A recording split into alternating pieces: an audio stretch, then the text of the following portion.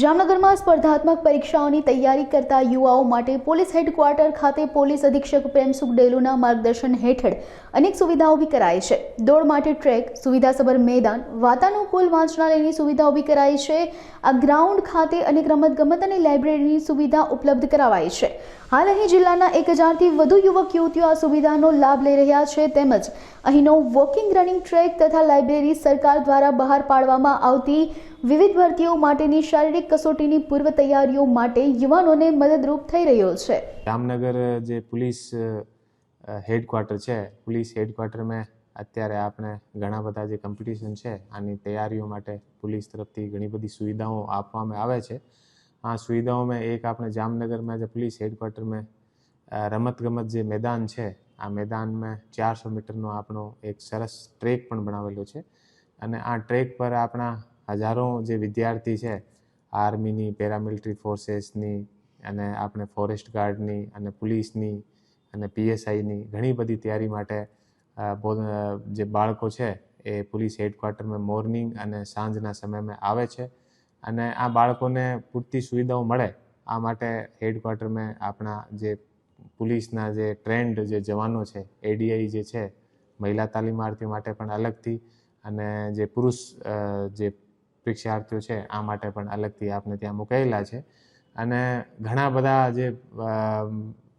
કુમારો અને કુમારીઓ દ્વારા ત્યાં તૈયારી કરવામાં આવે છે અને આને જે પણ સુવિધાઓની જરૂરિયાત પડે એ બધી સુવિધા ત્યાં આને આપવામાં આવે છે। જે 400 મીટરનો ટ્રેક છે वो જામનગરમાં એકમાત્ર એવો ટ્રેક છે અને ત્યાં એકદમ સાફ સુથરો અને ત્યાં એકદમ વ્યવસ્થિત રીતે આને ટ્રેનિંગ આપવામાં આવે છે અને અમારા જે પોલીસ તરફથી જે આપણે SC STના જે બાળકો હોય આ માટે પણ સરકારશ્રી તરફથી ઘણી વખત ઘણી યોજનાઓ આવે છે કે પેરામિલિટરી ફોર્सेस અને બીજી બધી જગ્યા ભરતી માટે અને તૈયારી કરવા માટે આને માટે પણ અમે સ્પેશિયલથી આ ગ્રાઉન્ડને યુઝ કરીએ છીએ અને આને પાસે એક સરસ રીતેની આપણે લાઇબ્રેરી પણ બનેલી છે। વાતાનુકૂલિત આપણે લાઇબ્રેરી છે, આમે બાળકો જે છે એ બેસીને સરસ રીતે મોડી રાત્રિ સુધી અને મોર્નિંગમાં 6 વાગ્યાથી આ ખુલ્લી જાય અને મોડી રાત્રિ સુધી આ ઓપન રહે, આમે બેસીને અને ભણે છે અને હેડક્વાર્ટરનો આખો આપણે જે છે અલગ અલગ ડિપાર્ટમેન્ટના રમતગમત માટે પણ અમે લોકો જામનગર શહેરમાં ઘણા બધા જે બીજા ડિપાર્ટમેન્ટ છે, આના જે સરકારી કર્મચારીઓ છે આને પણ રમવા માટે અને બીજી બધી વસ્તુઓ માટે અમે અમારો પોલીસ હેડક્વાર્ટરની જે બધી વ્યવસ્થાઓ ઊભી કરાયેલી છે આનો યુઝ કરીએ છીએ અને એક આપણે સરસ રીતેને અને એક સરસ મજાનો આપણો આખો જામનગર પોલીસ હેડક્વાર્ટર જેમાં ઘણી બધી આપણા આસપાસના એરિયાની જે મહિલાઓ અને જે ફેમિલી છે એ પણ પોલીસ રાત્રિના સમયમાં, સાંજના સમયમાં વોકિંગ માટે અને રનિંગ માટે પણ અમે લોકો પોલીસ હેડક્વાર્ટરમાં આને સુવિધાઓ અને એટલા માટે પણ વધારે લોકો આવે કે ત્યાં એકદમ આને સેફટી અને સિક્યોરિટી પણ મળે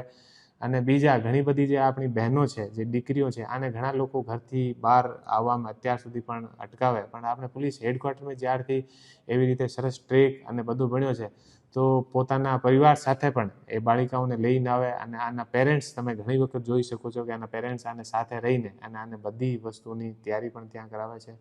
તો એક સરસ રીતેની આખો હેડક્વાર્ટરમાં આપણે વ્યવસ્થા ઊભી કરાવી છે અને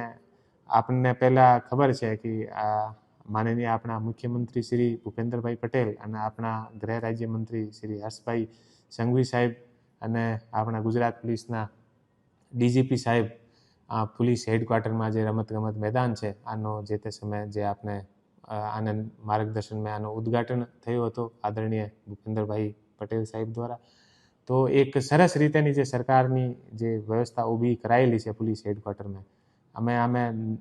સમય સાથે નવી વસ્તુ જોડીએ છીએ અને જામનગર પોલીસ હેડક્વાર્ટર આપણે આખા જામનગર માટે એક ગ્રીન આપણે જે બધી જે પ્રદૂષણ છે આને સોખવા માટે પણ આપણે જામનગર હેડક્વાર્ટરમાં ઘણી બધી જે ઝાડ પણ આપણે રોપ્યા છે અને બે સરસ રીતેના 2 બગીચા પણ આપણે અત્યાર સુધી તૈયાર કરી લીધા છે। આ બંને બગીચામાં લગભગ 2000ની આસપાસ ફલદાર આપણે ઝાડ પણ ત્યાં છે અને આવતા વર્ષે આમાંથી ઘણા વૃક્ષ જે છે આથી આપણે ફળ પણ મળવા શરૂ થઈ જશે। બીજું આપણે કે સરસ રીતે ઓર વધારે આપણે ગ્રીન બેલ્ટ રાખીએ એટલા માટે અત્યારે અમે HDFC બેંક સાથે પણ સંપર્ક કરીને અને આના સહયોગથી અમને મિયાવાકીથી લગભગ 20,000 થી 25,000 વૃક્ષો ત્યાં રોપવાની જો કામગીરી છે આ શરૂ પણ કરી દીધી છે અને આ કામગીરી અત્યારે ચાલુ છે. તો આખો આપણે જે જામનગરનો પોલીસ હેડક્વાર્ટર જેનો એરિયો લગભગ 60 એકડના આસપાસ છે, આમે આપણે એક ગ્રીન બેલ્ટ અને આખા જામનગરમાં જે આપણે જે છે કાર્બન જે સોંપવાનો એક સ્થળના રૂપમાં આપણે ડેવલપ થશે અને સરસ રીતે સાંજના સમયે અને મોર્નિંગના સમયે જે રીતે બધા લોકો ત્યાં આવીને અને યોગા અને બીજી બધી વસ્તુ જે કરે છે, તો આખા હેડક્વાર્ટર પોલીસ હેડક્વાર્ટર માટે પણ આ લોકોને મનમાં બહુ એક ગૌરવની અને બહુ રેસ્પેક્ટની ભાવના પણ આ લોકોને મનમાં થાય છે. તો હું આખા પોલીસ હેડક્વાર્ટરને અને આખા જે અમને જનસહયોગ આપવાવાળા જે દાનદાતાઓ છે આને પણ હું શુભેચ્છાઓ પાઠવું છું. મારું નામ ચાવડા તૃપ્તિ મસરીભાઈ છે. હું પીએસઆઈની તૈયારી કરી રહી છું. અહીંયા હું હેડક્વાર્ટરમાં પીએસઆઈમાં રનિંગ માટે આવું છું. અહીંયા સારી સુવિધા છે, તેમજ અહીંયા ફોરેસ્ટનું ગ્રાઉન્ડ પણ સારું છે. લાંબી કૂદ, ઊંચી કૂદ, અહીંયા બહુ મજા આવે છે રનિંગ કરવાની. અને 1.5 મહિના પછી અમારે છે ને રનિંગ છે. 1.5 મહિના હું રોજ અહીંયા આવીશ અને મને આશા છે કે હું પીએસઆઈમાં પાસ થઈને મારું મમ્મીનું સપનું પૂરું કરીશ. મારા મમ્મીનું એવું સપનું છે કે મારી દીકરી વર્ધી પહેરે અને મારા પપ્પા નથી, મારી મમ્મી એક જ છે, એનું એવું સપનું છે કે એનું એમ કે મારી દીકરી છે ને ગમે એમ કરીને પીએસઆઈ બને એમ, અને હું એના સપના ઉપર ઉતરીશ ખરી. મારું નામ વાઘેલા અવિરાજસિંહ છે.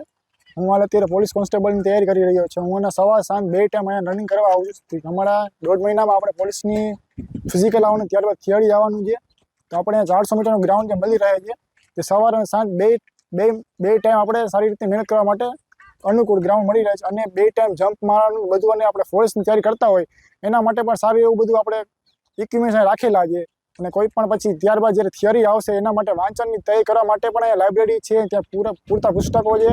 અને આપણે કોઈ પણ જાતનું કંઈ પ્રશ્ન હોય કે કોઈ પણ જાતના, એટલે આપણે અહીંયા પોલીસ કર્મીઓ ઘણા હાજર હોય છે, તેના પૂછીને બધું કરી શકીએ ભાઈ કઈ રીતના આપણે તૈયારી કરવી, શું કરવું, કેમ આગળ વધવું. એ તે પ્રમાણે તૈયારી બહુ સારી તમને મળી રહે છે. તે આશા છે કે આવતા વખતે આમાં પાસ થઈ શકશું.